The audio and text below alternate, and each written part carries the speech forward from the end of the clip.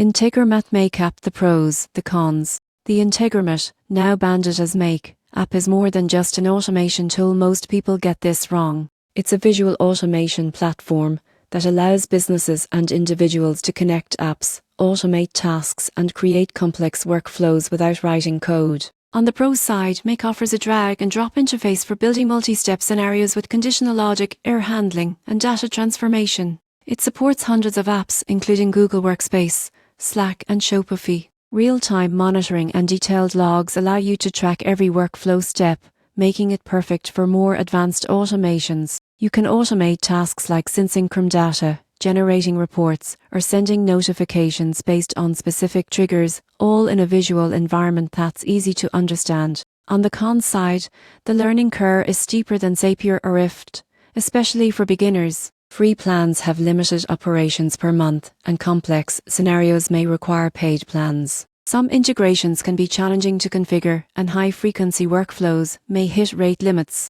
In conclusion, the Integromat Make app is ideal for power users, businesses, and teams who need sophisticated automations with detailed control. While it takes a bit more time to master, its flexibility, visual interface, and real-time monitoring make it one of the most powerful automation platforms available today.